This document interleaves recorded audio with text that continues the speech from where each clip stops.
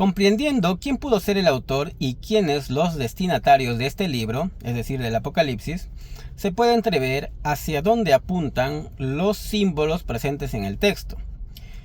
En ese aspecto, los críticos textuales de la Biblia consideran que la bestia que fue herida, pero que vivió, apunta indefectiblemente a Nerón César en un primer momento y posteriormente a Domiciano, a quien los cristianos de la época consideraron el Nerón redivivo. No es una palabra inventada, así tal cual se le conocía. En latín era Nero redivivus, es decir, el Nerón que retornó a la vida, no de manera literal sino simbólica. Si bien el término redivivo puede significar resucitado o revivido, o como también el aparecido.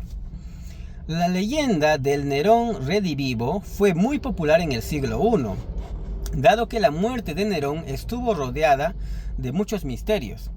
Su guardia lo abandonó repentinamente y una rebelión provincial aceleró su caída.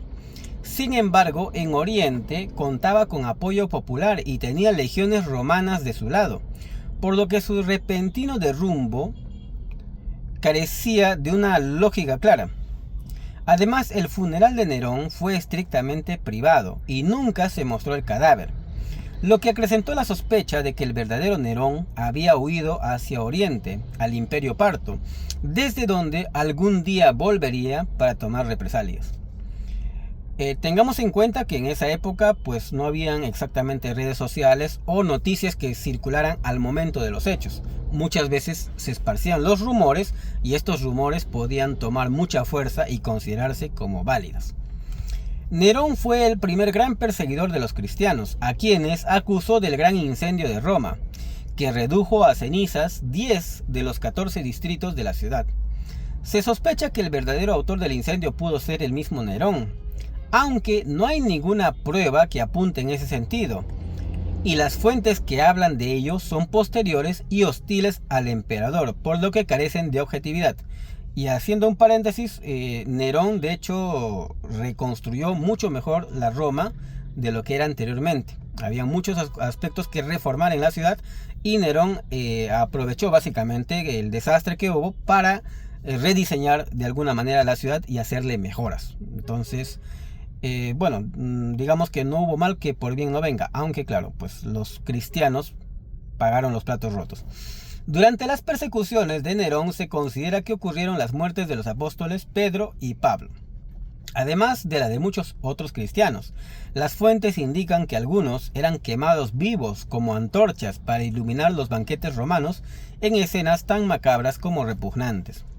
Curiosamente, Domiciano, el emperador que ascendió 20 años después de Nerón, actuó de manera similar y fue el segundo gran perseguidor de los cristianos, llegando incluso a imponer su propia persona como objeto de culto divino, bajo el título de Dominus et Deus, es decir, Señor y Dios.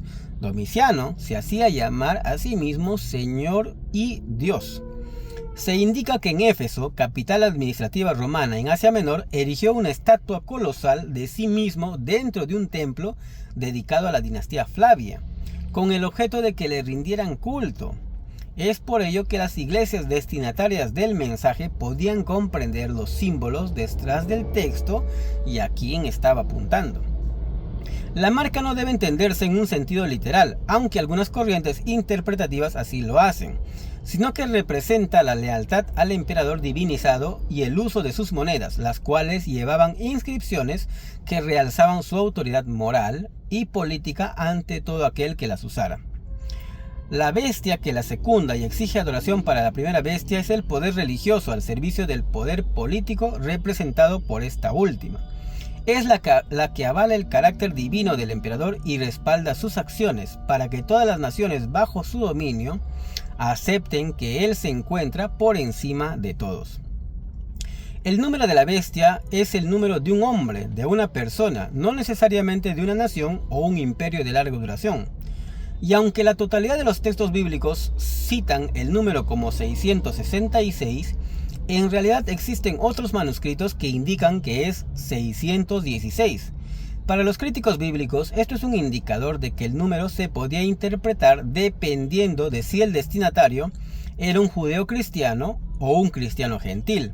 Aplicando la gematría, que es dar valor numérico a las letras de un nombre, el 666 encaja con la transliteración hebrea de Nerón César, mientras que el 616 encaja con la forma latina, Nero Caesar, sin la letra nun final, es decir, sin la letra N al final, Nero Caesar. Es decir, la inscripción del nombre en su variante latina. Algunos círculos intentan aplicar la gematría del 666 a un supuesto título papal para identificar a la bestia con el papado. El problema es que el título en cuestión, Vicarius Filii Dei, vicario del Hijo de Dios, no es un título oficial del Papa. Fue usado en muy pocas ocasiones por pontífices que se pueden contar con los dedos de una mano, y aún así sobrarían dedos. Por otro lado, dicha frase proviene de la donación de Constantino, un documento falsificado del siglo VIII, atribuido supuestamente a Constantino el Grande. El título oficial en latín que más se acerca en este caso es el Vicarius Christi o Vicarius Jesu Christi, vicario de Cristo o vicario de Jesucristo, y evidentemente no va a encajar con el 666. La marca de la bestia y la bestia en sí misma pueden ir más allá de su interpretación original, ya que también se pueden aplicar a cualquier poder político que intente oprimir a la iglesia que Cristo fundó y que es partícipe del reino celestial. Es una manera de reinterpretar lo que transmite el texto de Apocalipsis, al igual que se podía reinterpretar el significado del cuerno pequeño de Daniel 8, que apunta en principio a Antíoco IV Epífanes, pero que también se puede aplicar a cualquier poder terrenal que desafíe a Dios y persiga a sus hijos en esa tierra.